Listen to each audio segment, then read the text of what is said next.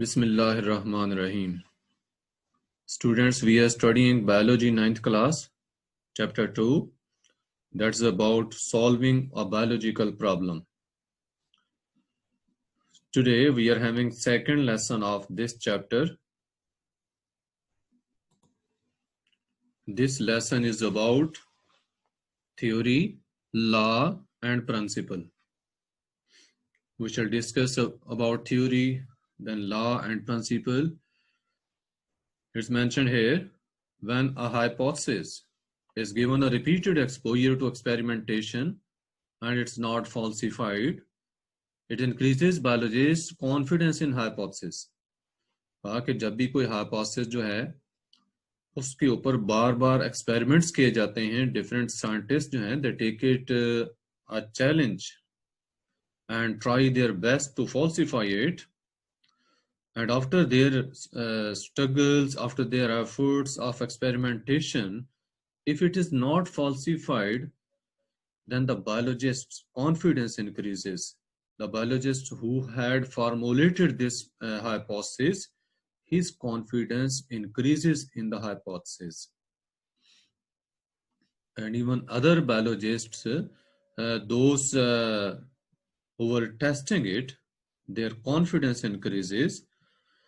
Such well-supported hypothesis, it may be used as the basis for formulating further hypotheses, which are again tested through experimentation. कि इस hypothesis से जो है हम मजीद और hypotheses formulate करते हैं, फिर experiments के जरिए उनको test करते हैं. बताया कि hypotheses that stand the test of time, often tested and never rejected, they are called theories. कि वो hypotheses जिनको बार बार टेस्ट किया जाए और वो सही साबित हों, फॉल्स ना हो प्रूव हो सकें, वो थ्योरी कंसीडर हो जाती है. ऐसे हाइपोथेसिस को हम थ्योरी कंसीडर कर लेते हैं. और थ्योरी बताया कि theory is supported by a great deal of evidence. जो थ्योरी है इसको काफी ज्यादा एक्सपेरिमेंट्स की जो है वो एविडेंसेस की सपोर्ट होती है. नेक्स्ट बताया कि जो प्रोडक्टिव थ्योरी है, it keeps on suggesting new hypothesis and so testing goes on. Productive theory वो होती है कि जिसकी बेस पे नए हाइपोथेसिस जो हैं वो बार बार सजेस्ट किए जाते रहें और टेस्ट होते रहें. मैंने बायोलॉजिस्ट बताया कि take it as a challenge and exert greater effort to disprove the theory. कि जिस तरह पहले हाइपोथेसिस को फॉल्सिफाई करने की कोशिश की साइंटिस्ट ने, और अगर वो गलत साबित ना हुआ तो थ्योरी बन गई थी. अब जब थ्योरी बन गई है तो कई बायोलॉजिस्ट क्या करते हैं, इसको एक चैलेंज समझते हुए अपनी एफर्ट्स लगाते हैं, एक्सपेरिमेंटेशन करते हैं कि इसको डिसप्रूव किया जाए. And if a theory survives such doubtful approach, देखें ये अप्रोच जो साइंटिस्ट की थी टू डिसप्रूव द थ्योरी, तो बड़ी एक डाउटफुल सिचुएशन थी थ्योरी के लिए. लेकिन अगर कोई थ्योरी इस पीरियड में सर्वाइव कर जाती है and is continuously supported by experimental evidence, then this theory takes the form of law or principle. फिर उस थ्योरी को लॉ की शक्ल दे दी जाती है या प्रिंसिपल समझ लिया जाता है उसको. A scientific law is a uniform or constant fact of nature. कि जो लॉ होता है इसको इजीली फॉल्सिफाई करना, या डिसप्रूव करना या रिजेक्ट करना जो है ये पॉसिबल नहीं होता, क्योंकि through a series of experiments जो है इसको जब वेरीफाई किया जाता है थ्योरी को, तो तब लॉ बनता है. तो पहले ही चूंकि इस पे एक्सपेरिमेंट्स बहुत ज्यादा हो चुके होते हैं, लिहाजा इसको फॉल्सिफाई करना या रिजेक्ट करना जो है वो आसान नहीं होता. पता है कि ये नेचुरल फैक्ट होती है जो कि कांस्टेंट है, यूनिफॉर्म, के हर जगह अप्लाई हो सकता है. डिफरेंट जो नेचुरल फिनोमिना हैं उनको एक्सप्लेन किया जा सकता है और हर जगह अप्लाई होगा. ये नहीं होगा कि एक कंट्री में तो अप्लाई हो रहा है दूसरे में डिसप्रूव हो रहा है, ऐसे नहीं होता. यूनिफॉर्म फैक्ट होती है और कांस्टेंट फैक्ट होती है. बताया कि इट इज एन इररेफ्यूटेबल थ्योरी, कि ये एक ऐसी थ्योरी होती है दैट कांट बी रिजेक्टेड, जो ना काबिल शिकस्त होती है, यानी जिसको रिजेक्ट नहीं किया जा सकता, तो वही थ्योरी है जो लॉ बनता है। एग्जाम्पल्स ऑफ बायोलॉजिकल लॉज जो हैं उन्होंने दिए, Hardy Weinberg law and Mendel's laws of inheritance, आप पढ़ेंगे आगे। When a female mosquito, नीचे को बताया कि pierces the skin with her mouth parts, she injects a small amount of saliva into the wound before drawing blood. कि जब female mosquito जो है वो अपने माउथ पार्ट्स के जरिए स्किन को pierce करती है, स्किन में जो है वो उसका जो माउथ पार्ट होता है उसको इंजेक्ट करती है, she injects a small amount of saliva into the wound, तो वो जो जख्म करती है उसके अंदर थोड़ा सा सलाइवा चला जाता है बिफोर ड्राइंग ब्लड, ठीक है, ब्लड को ड्रा करने से पहले। The saliva prevents the blood from clotting in her food canal. अब उसका फायदा क्या होता है उस सलाइवा का, कि वो जो ब्लड है उसकी क्लॉटिंग नहीं होती। उसके अंदर जस्ट एक इंफॉर्मेशन के तौर पे यहाँ बात बताएगी। ओके, हमने थ्योरी और लॉ या प्रिंसिपल जो है ये उसके बारे में पढ़ा इस टॉपिक में। यहाँ पे बायोलॉजिकल मेथड को सीक्वेंस में दिखाया गया है कि बायोलॉजिकल प्रॉब्लम, सबसे पहले एक बायोलॉजिकल प्रॉब्लम देखें था, उसकी हमने ऑब्जर्वेशंस की। ऑब्जर्वेशन में क्या होता है, हम फोकस करते हैं अब senses and use brain don't try to explain. कहा कि इसमें क्या है, सिर्फ आपने ऑब्जर्वेशन में क्या करना है, अपने सेंसेस को यूज करना है और ब्रेन को यूज करना है, सिर्फ ऑब्जर्व करना होता है इस स्टेप पे। इसमें कोई एक्सप्लेनेशन नहीं देनी होती, जस्ट ऑब्जर्वेशन करनी है, उनको कलेक्ट करना है और अरेंज करना है। उसके बाद जो हाइपोथेसिस हैं, think of an answer that might make a sense. कि अब हाइपोथेसिस में क्या होता है, कोई ना कोई ऐसा आंसर सोचना होता है that might make a sense, जो कि वो ऑब्जर्वेशन का सॉल्यूशन पेश कर सकता हो। ऑब्जर्वेशंस की बेस पे कोई पॉसिबल लॉजिकल सी स्टेटमेंट हो, उसको हाइपोथेसिस जो है वो कहा जाता है, तो वो पेश की जाती है। उसके बाद है डिडक्शंस। इसमें क्या करना होता है, that don't make conclusions but use if then and plan experiments. If then की कंडीशन जो है ये इसमें यूज होती है।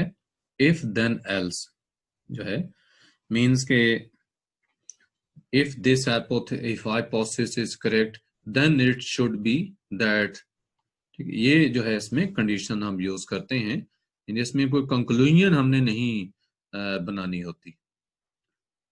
उसके बाद जो है डिडक्शंस जो है, इसके लिए एक एक्सपेरिमेंटल ग्रुप होता है, एक कंट्रोल ग्रुप होता है, तो एक्सपेरिमेंट्स किए जाते हैं।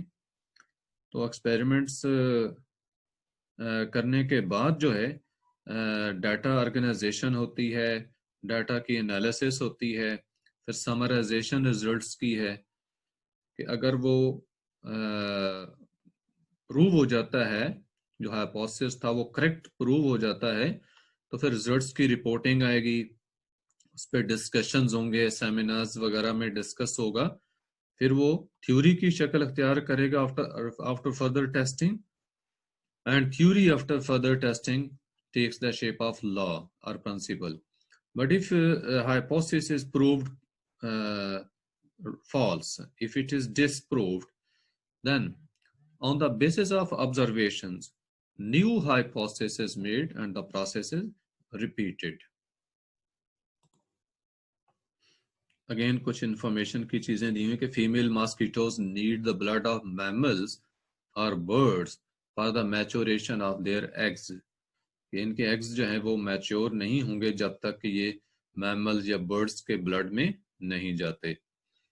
नेक्स्ट बताया कि the welts that appear after mosquito leaves is not a reaction to the wound but an allergic reaction to the saliva.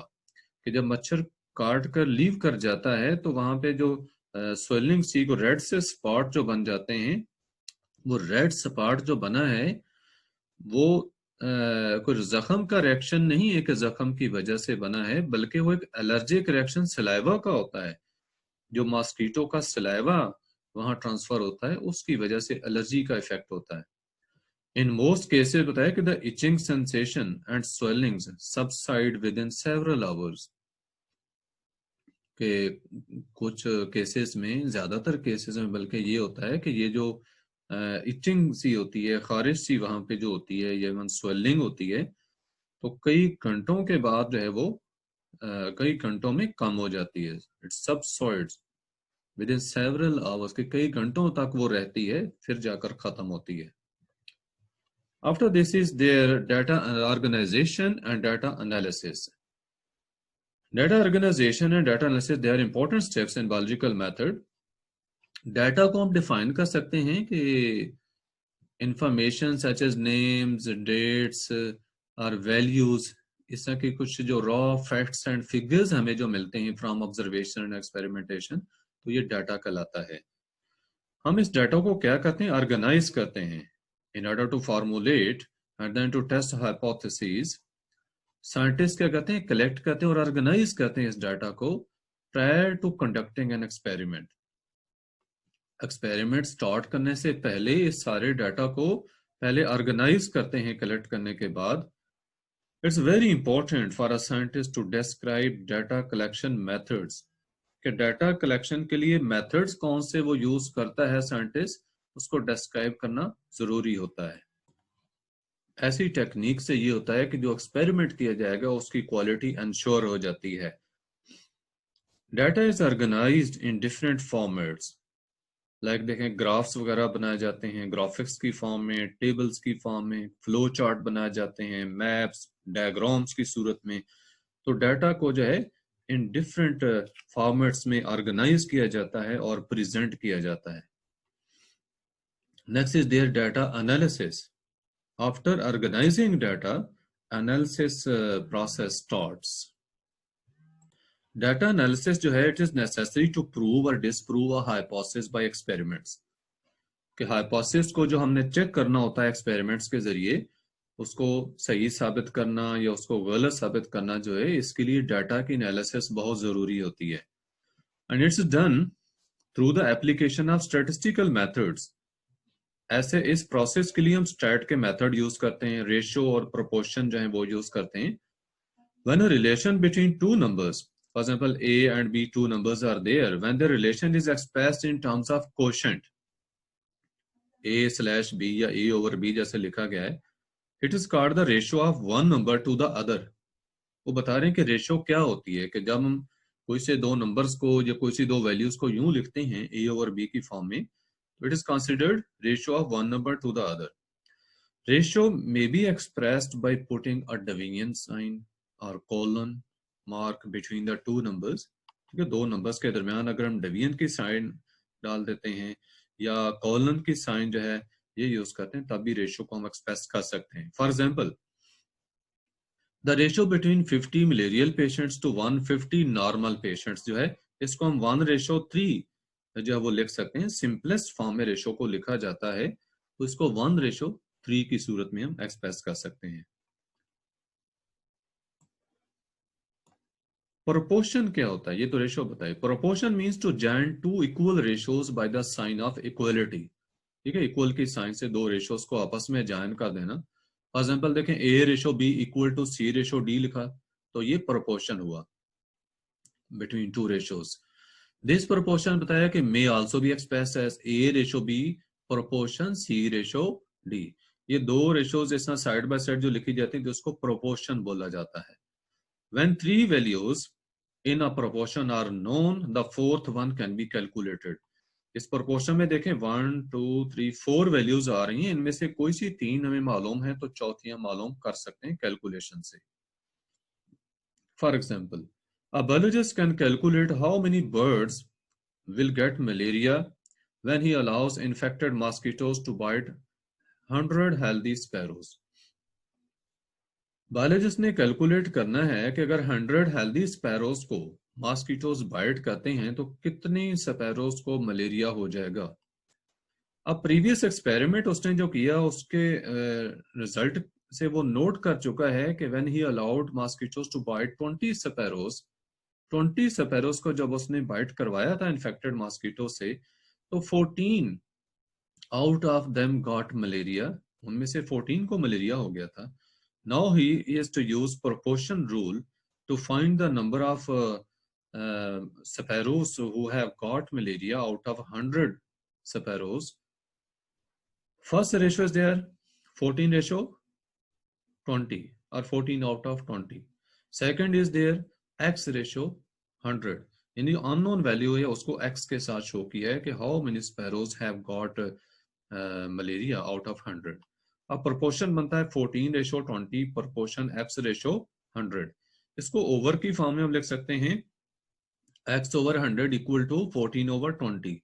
जो वैल्यू फाइंड करनी होती है उसको लेफ्ट साइड पे लिखा जाता है, इसलिए उन्होंने x/100 जो उसको लेफ्ट साइड पे लिखा। तो उसके बाद इक्वल टू 14/20 किया, इसको क्रॉस मल्टीप्लाई किया है, 20x/20 किया इक्वल टू 100/14। x इक्वल बन जाता है 100/20 × 14। 20 इधर मल्टीप्लाई करा तो उधर जाकर डिवाइड कर गया, तो x इक्वल टू 70 आंसर आता है। तो इसका मतलब ये हुआ कि 70 स्पैरोज जो थी out of 100 healthy sparrows they will get malaria. Statistics का कहा कि they are thus a means of summarising data through the calculation of mean value. हम एक मीन वैल्यू कैलकुलेट करते हैं डाटा को समराइज करके। तो this step is very important as it transforms raw data into information, कि जो हमारे पास रॉ डाटा होता है वो प्रोसेस हो जाता है और प्रोसेसिंग के बाद जो इंफॉर्मेशन की शक्ल अख्तियार कर लेता है, which can be used to summarize and report results। इस प्रोसेस डाटा यानी इंफॉर्मेशन को यूज करते हुए हम अपने रिजल्ट्स को समराइज कर सकते हैं और उनको आगे रिपोर्ट कर सकते हैं। नेक्स्ट बताया mathematics as an integral part of scientific process. Biological method also involves the use of applied mathematics। Applied mathematics जो है ये नॉलेज ऑफ मैथमेटिक्स, जो ब्रांच ऑफ मैथमेटिक्स है that is use in other branches of science, कि जब हम mathematical techniques को या मेथड्स को अदर ब्रांचेस ऑफ साइंस में इस्तेमाल करते हैं, अप्लाई करते हैं, तो इसे अप्लाइड मैथमेटिक्स कहा जाता है। And we solve biological problems in this way. Major biological problems in which knowledge of mathematics जो है वो यूज होता है वो है जीन फाइंडिंग, जीन्स को फाइंड करना, protein structure and protein protein interactions. ये इस तरह की जो एक्टिविटीज हैं तो इनमें हम मैथमेटिक्स का नॉलेज यूज करते हैं। जीन फ्रीक्वेंसी वगैरह जैसे है उसको कैलकुलेट करना, उसको शो करना टेबल्स वगैरह की फॉर्म में। Bioinformatics refers to the computational and statistical techniques for the analysis of biological data। Bioinformatics में भी याद रखें, इसमें हम जो प्रिंसिपल्स हैं उनको जीन्स वगैरह के सिलसिले में यूज करते हैं। जैसे जीन फ्रीक्वेंसी है, जीन फ्रीक्वेंसी वगैरह वो कैलकुलेट करना, जेनेटिक कोड्स वगैरह जो हैं उनसे रिलेटेड डाटा को कलेक्ट करना और एनालाइज करना जो है, इस साइंस को बायोइन्फॉर्मेटिक्स कहा जाता है।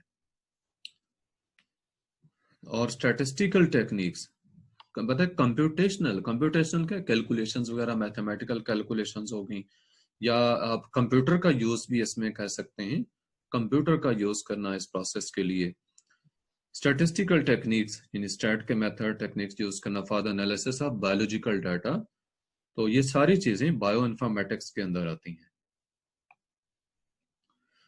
उसके बाद है MCQs.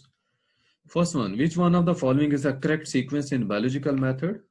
Number 1 is observation, hypothesis, law, theory. False हो गया, थ्योरी लॉ के बाद आनी चाहिए। दूसरा है हाइपोथेसिस, ऑब्जर्वेशन, ये भी फॉल्स हो गया। थर्ड है ऑब्जर्वेशंस, हाइपोथेसिस, डिडक्शन, एक्सपेरिमेंट, ये ठीक है, सी ऑप्शन होगी। डी भी सही नहीं है, सी ऑप्शन सही होगी पहले में। दूसरा कि विच one of these is not a characteristic of a hypothesis. Number 1, यानी कि हाइपोथेसिस की कौन सी कैरेक्टरिस्टिक नहीं है, इन ऑप्शंस में से देखना है। नंबर 1 के must be consistent with all available data. Number 2 must be testable. 3 must be correct, ये सही नहीं है। मस्ट बी करेक्ट, करेक्ट होना यानी हमेशा ऑलवेज उसका जो है वो हर सूरत में करेक्ट होना ये जरूरी नहीं होता, ये हाइपोथेसिस की कैरेक्टरिस्टिक नहीं, तो सी ऑप्शन। थर्ड, क्योंकि जो डी भी है ना, मस्ट मेक प्रिडिक्शन, ये भी ठीक है। थर्ड है कि at which point is a biologist most likely to use reasoning, कि किस स्टेप पे बायोलॉजिस्ट रीजनिंग यूज करता है, लॉजिक्स यूज करता है। While taking observation, no. During hypothesis formulation, yes. तो बी ऑप्शन इसमें ठीक है, डाटा ऑर्गेनाइजेशन भी नहीं। तो ड्यूरिंग हाइपोथेसिस फॉर्मुलेशन वो रीजनिंग यूज करता है, डिडक्टिव यूज करे, इंडक्टिव करे, या दोनों करे, बी ऑप्शन। चौथा क्वेश्चन है कि hypothesis must be testable to be scientifically valid. Being testable means that कि हाइपोथेसिस ऐसा होना चाहिए कि वो टेस्टेबल हो, कि उसको टेस्ट किया जा सके कि वो साइंटिफिकली वैलिड है या नहीं। तो टेस्टेबल का क्या मतलब है?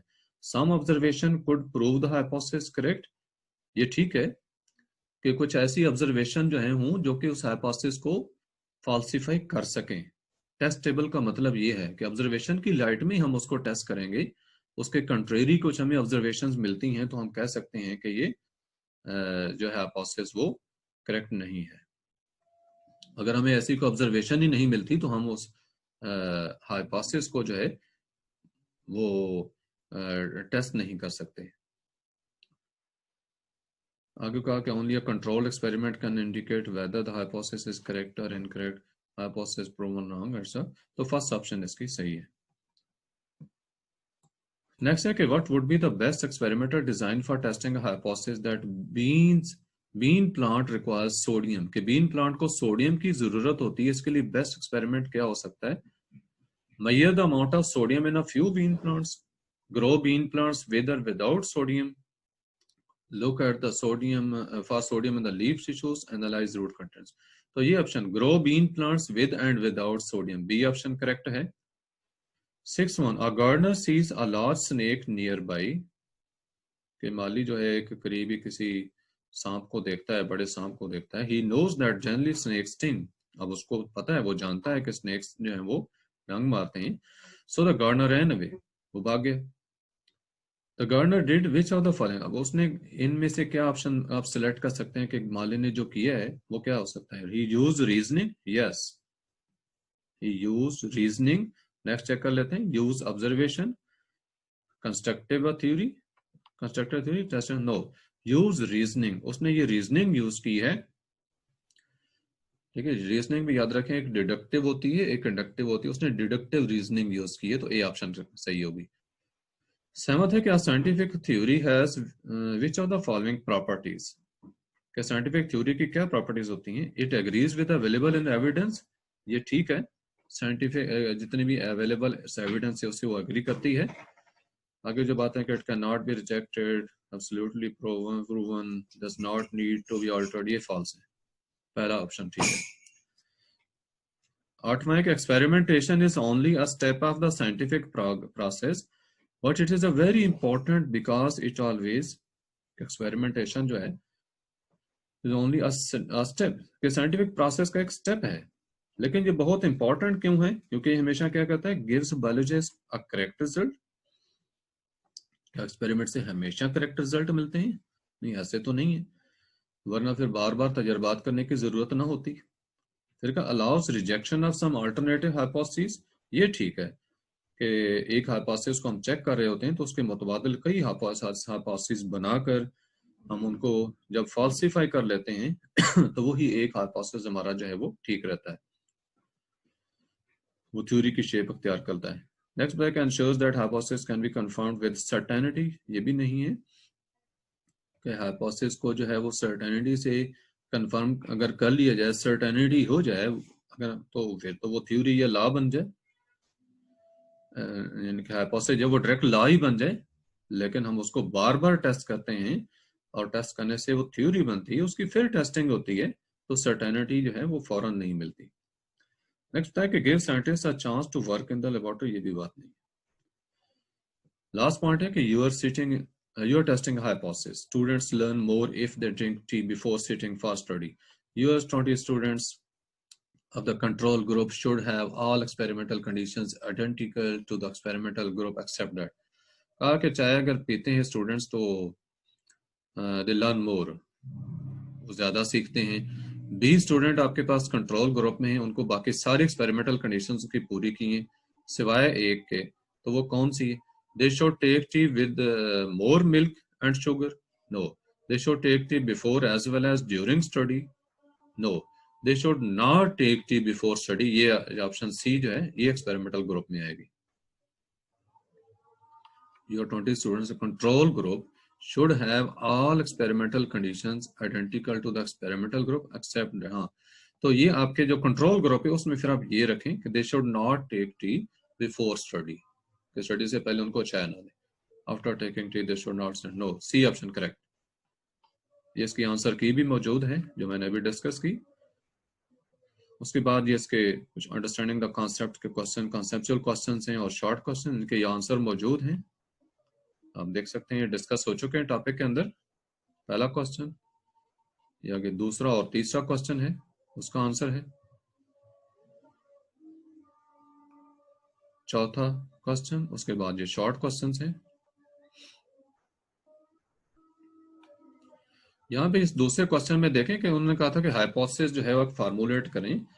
इसका हाइपोथेसिस यही पॉसिबल हो सकता था जिसमें कि कहा कि अगर प्लाज्मोडियम ब्लड में है और वो मलेरियल पेशेंट्स नहीं है, सिम्टम्स शो नहीं हो रही, तो क्या हाइपोथेसिस आप फार्मूलेट कर सकते हैं कि Plasmodium is in incubation period in these people, फिर उसको बाद में टेस्ट किया जा सकता है।